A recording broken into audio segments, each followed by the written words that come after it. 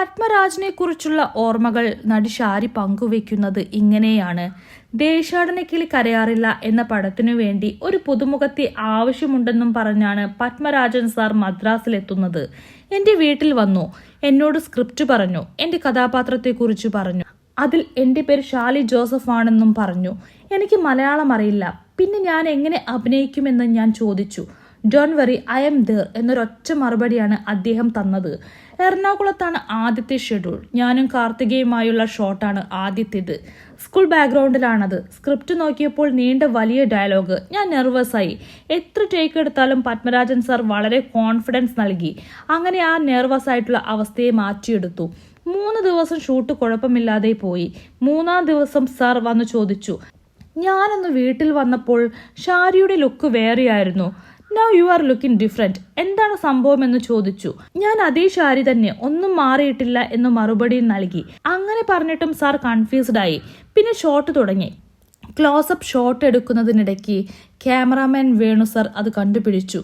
R you using lens? അദ്ദേഹം ചോദിച്ചു. ഞാൻ യെസ് എന്ന് പറഞ്ഞു. വളരെ ബോൾഡായിട്ട് പറഞ്ഞു. അതോടെ പത്മരാജൻ സാർ ഭയങ്കര ദേഷ്യത്തിലായി. നേരെ എൻ്റെ അടുത്തേക്ക് വന്നു സെറ്റ് മുഴുവൻ നോക്കി നിൽക്കി വഴക്കു പറയാൻ തുടങ്ങി. ഞാൻ കരയാനും തുടങ്ങി. ഒടുവിൽ പത്മരാജൻ സാർ പറഞ്ഞു, നിന്റെ ഒറിജിനൽ ലുക്ക് കണ്ടിട്ടാണ് ആ കഥാപാത്രത്തിലേക്ക് കാസ്റ്റിംഗ് നടത്തിയതെന്ന്. ആര് പറഞ്ഞു ലെൻസ് ഉപയോഗിക്കാൻ? എന്നോട് പറയണ്ടേ? ഞാനാണ് ഈ പടത്തിന്റെ ഡയറക്ടർ എന്നെല്ലാം അദ്ദേഹം പറഞ്ഞു.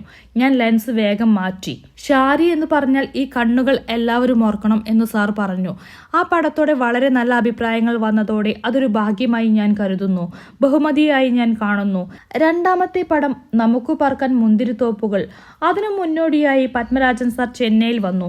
അടുത്ത ചിത്രം തുടങ്ങാനാണ്. പറ്റിയൊരു നടിയെ വേണം, ആരെങ്കിലും ഉണ്ടോ എന്ന് ഫോണിലൂടെ ചോദിച്ചുകൊണ്ടിരുന്നു. അന്വേഷിക്കാം എന്ന് ഞാൻ മറുപടിയും നൽകി. പക്ഷെ 2 ദിവസം കഴിഞ്ഞിട്ട് പെട്ടെന്ന് സാർ പറയുകയാണ് ഷാരിയാണ് ഈ സിനിമയിലെ നായികയെന്ന്. റെഡി ആവാൻ പറഞ്ഞു. ഞാൻ അത്ഭുതപ്പെട്ടു. ഷൂട്ടിംഗ് മൈസൂരിലായിരുന്നു. ക്യാമറാമാൻ വേണു അടക്കം എല്ലാവരും ദേശാടനക്കിളിയുടെ സെറ്റിലുള്ളവർ തന്നെയാണ്. ചെന്നു. പുതിയ ചിത്രത്തിൽ ദേശാടനക്കിളിയേക്കാൾ ശരിക്കും വിപരീതമായ റോളായിരുന്നു എൻ്റേത്.